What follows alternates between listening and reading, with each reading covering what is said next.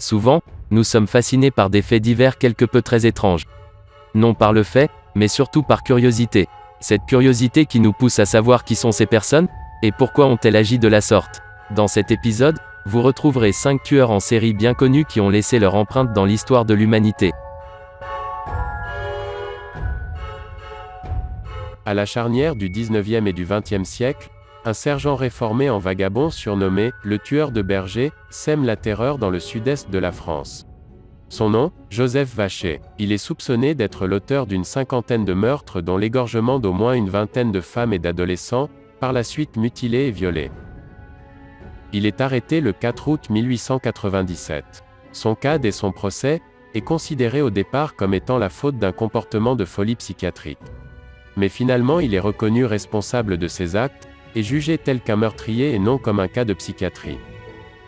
À l'âge de 29 ans, le dernier jour de l'année 1898, il est finalement guillotiné sur le champ de Mars de Bourg-en-Bresse.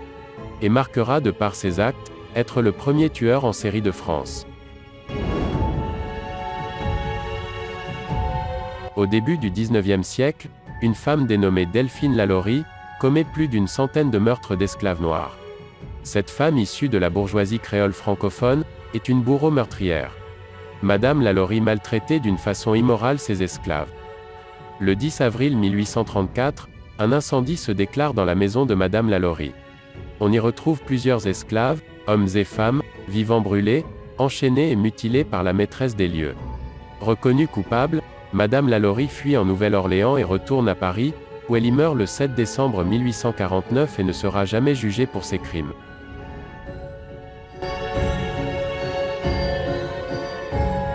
Au XVe siècle, un certain Gilles de Rais a été le compagnon d'armes de Jeanne d'Arc et maréchal de France. Néanmoins, il est surtout connu pour ses crimes atroces et connu sous la légende de « Barbe Bleue ».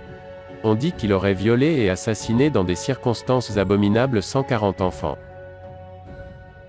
Il a été jugé coupable de ces meurtres et pendu le 26 octobre 1440, avant d'être mis au bûcher. Mais en 1992, une enquête a été ouverte.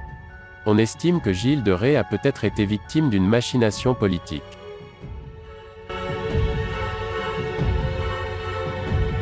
Vers le milieu du 19e siècle, dans le district londonien, une affaire éclate.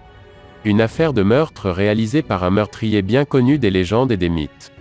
Ce meurtrier se prénomme Jack l'Éventreur, un meurtrier dont le nom reste encore inconnu bien des siècles plus tard. Ce tueur agressait surtout les prostituées des bas-fonds de Londres. Elles eurent la gorge tranchée avant de subir des mutilations abdominales.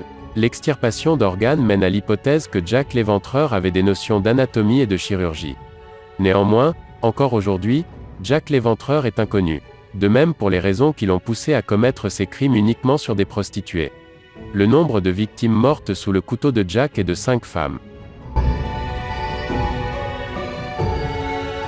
Au XVIe siècle, un certain Peter Nier se réputait pour avoir commis des actes de magie noire, et l'un des pires tueurs en série de son époque.